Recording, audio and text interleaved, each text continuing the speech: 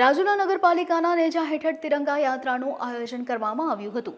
સેવા સદનથી શરૂ થયેલી યાત્રા શહેરના મુખ્ય માર્ગો જેવા કે પોલીસ ચોક, હોસ્પિટલ ચોકથી પસાર થઈ શહીદ ચોક અને માર્કેટિંગ યાર્ડ ખાતે સંપન્ન થઈ હતી।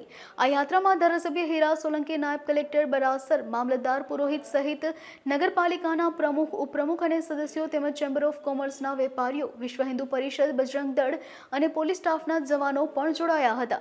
આ ઉપરાંત આંગણવાડી વર્કર બહેનો, વિદ્યાર્થીઓ અને મોટી સંખ્યામાં નગરજનોએ ઉત્સાહભેર ભાગ લીધો હતો।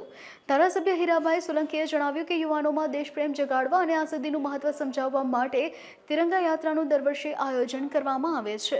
પાર્ટી આયોજિત હર ઘર તિરંગા યાત્રામાં આજે આ દેશના યુવાનોને અને ખાસ કરીને આજની આ યુગ છે એ પ્રજાજનોને ધ્યાન ઉપર આવે કે આ દેશને આઝાદી અપાવવા માટે કેટલાય લોકોએ એમને બલિદાન આપ્યા છે।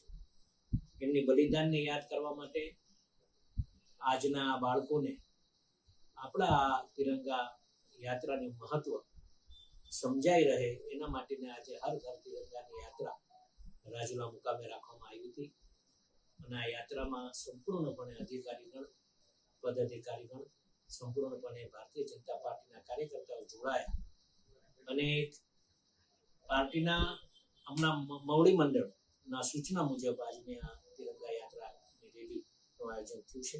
ત્યારે ખૂબ મોટી સંખ્યામાં લોકો આમાં જોડાયા અને 15મી ઓગસ્ટ પણ સાથે આવે છે ત્યારે સૌને અમે અભિનંદન આપીએ અને શુભેચ્છા પણ પાઠવીએ છીએ। ત્યારે આજની આ રેલી સફળતાપૂર્વકનું આયોજન થયું છે ત્યારે હું રાજુલા પ્રજાજનોને